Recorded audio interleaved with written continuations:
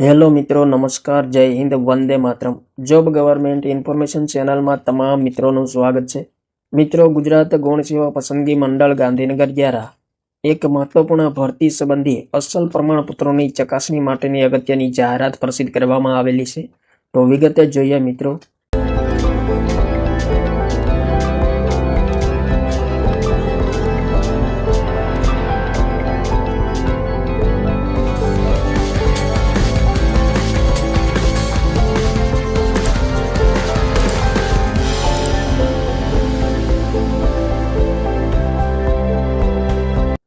જાહેરાત ક્રમાંક 239/2024-25 laboratory technician biology જૂથ વર્ગ 3 માટેની MCQ CBRT સ્પર્ધાત્મક કસોટીના અંતે ઉમેદવારોએ મેળવેલા ગુણના આધારે પ્રમાણપત્રોની ચકાસણી માટેની યાદી 18/10/2025ના રોજ મંડળની વેબસાઇટ પર પ્રસિદ્ધ કરવામાં આવેલી હતી.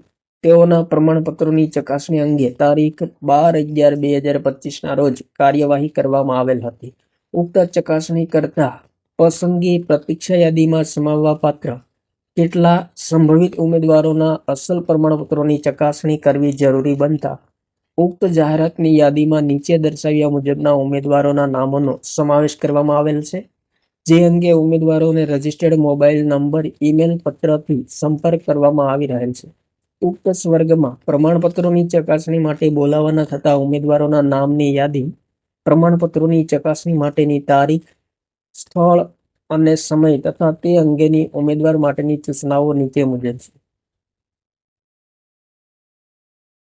તો મિત્રો, અસલ પ્રમાણપત્રોની ચકાસણી માટે બોલાવવાના થાય તેવા ઉમેદવારોના પરીક્ષાના બેઠક ક્રમાનુસારની યાદી આપેલ છે. કન્ફર્મેશન નંબર, રોલ નંબર, ફૂલ નેમ, તમામ વિગતો આપેલી છે. તો જે ઉમેદવારો સફળ થયા છે તેમણે મિત્રો ખાસ ધ્યાનમાં લેવું. અને પ્રમાણપત્રો ચકાસણી માટેનું સ્થળ છે કમિટી હોલ, ગુજરાત ગૌણ સેવા પસંદગી મંડળ, બ્લોક નંબર 2, પ્રથમ માળ, કર્મયોગી ભવન, સેક્ટર 10A, ગાંધીનગર. પ્રમાણપત્રો ચકાસણી માટેની તારીખ છે 24/12/2025, સમય સવારે 11 કલાકે. ત્યારબાદ ઉમેદવારોના પ્રમાણપત્રોની ચકાસણી માટેની અગત્યની સૂચનાઓ આપેલી છે. તો નીચે દર્શાવેલા અસલ પ્રમાણપત્રો અને તેની 2 નકલ સ્વપ્રમાણિત કરી લાવવાની રહેશે. જેમાં શાળા છોડ્યાનો દાખલો, ધોરણ 10 અને ધોરણ 12ની માર્કશીટ અને પ્રમાણપત્ર, શૈક્ષણિક લાયકાતમાં દર્શાવેલ બાયો એન્જિનિયરિંગ અથવા ફોરેન્સિક સાયન્સ અથવા વનસ્પતિશાસ્ત્ર અથવા પ્રાણીશાસ્ત્ર અથવા બાયોકેમિસ્ટ્રી અથવા તો માઇક્રોબાયોલોજી અથવા લાઈફ સાયન્સ અથવા બાયોસાયન્સ અથવા બાયોટેકનોલોજી અથવા જીનેટિક્સ, ફાર્મસીમાં સ્નાતકની પદવીની તમામ સેમેસ્ટરની માર્કશીટ અને પ્રમાણપત્રો. ત્યારબાદ કોમ્પ્યુટરની જાણકારી અંગેનું પ્રમાણપત્ર. સ્પોર્ટ ઉમેદવારો માટે નિયત રમતો પૈકી રમતમાં નિયત કક્ષા, રાષ્ટ્રીય, આંતરરાષ્ટ્રીય કક્ષા અથવા તો આંતર યુનિવર્સિટી અથવા અખિલ ભારત શાળા સંઘ દ્વારા યોજાતી સ્પર્ધામાં પ્રતિનિધિત્વ કરેલ હોવા અંગેનું સક્ષમ સત્તાધિકારીનું નિયત નમૂનાનું પ્રમાણપત્ર. જોડાણ ગ નમૂના ફોર્મ 1, ફોર્મ 2, ફોર્મ 3 અને ફોર્મ 4 સામેલ છે. ત્યારબાદ ફોટો આઈડી પ્રૂફ, એક સરનામાવાળું અને તાજેતરના પાસપોર્ટ સાઇઝના 2 ફોટા. તો મિત્રો, 23/12/2025ના રોજ ગુજરાત ગૌણ સેવા પસંદગી મંડળ દ્વારા અગત્યની સૂચના પ્રસિદ્ધ કરવામાં આવેલી છે. લેબોરેટરી ટેકનિશિયન બાયોલોજી જૂથ વર્ગ 3, જાહેરાત ક્રમાંક 239/2024-25 સંબંધિત. તો જે ઉમેદવારો સફળ થયા છે તેમણે મિત્રો ખાસ ધ્યાનમાં લેવું.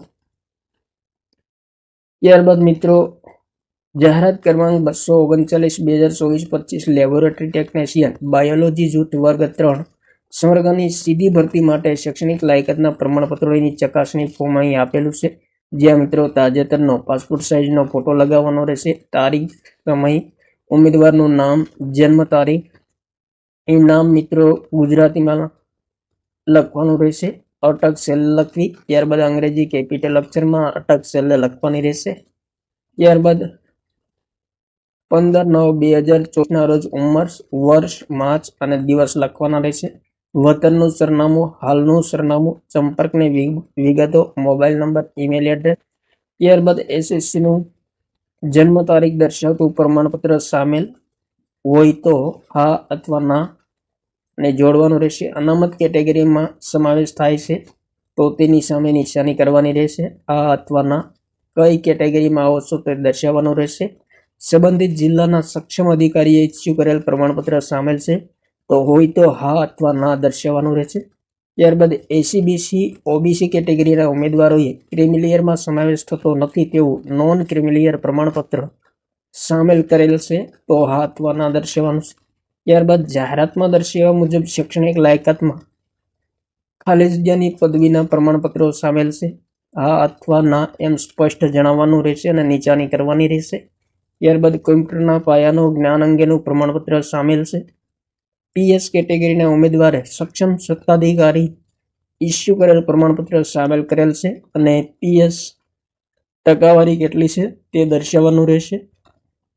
ત્યારબાદ પીએસ પ્રમાણપત્રનો નંબર અને તારીખ અહીં દર્શાવવાનું રહેશે અને સદર પ્રમાણપત્ર આપનાર અધિકારીની વિગતો દર્શાવવાની રહેશે. ત્યારબાદ અહીં મિત્રો તારીખ ઉમેદવારની સહી કરવાની રહેશે. ત્યારબાદ રૂબરૂ ઉપસ્થિત ન રહેનાર ઉમેદવારોનું સંમતિ પત્રક ભરવા સંબંધી અહીં સૂચના આપેલી છે તો તમામ વિગતો ભરવાની રહેશે અને ઉમેદવારનો ફોટો જેના પર ઉમેદવારે સહી કરવાની રહેશે. ત્યારબાદ ઉમેદવારની સહી અને નામ તેમજ વાલીની સહી અને નામ, વાલીનો ફોટો જેના પર ઉમેદવારે સહી કરવાની રહેશે તો આ તમામ વિગતો ભરવાની રહેશે અને ખૂબ જ અગત્યની માહિતી આપેલી છે. થેન્ક યુ મિત્રો. જય હિન્દ. વંદે માતરમ.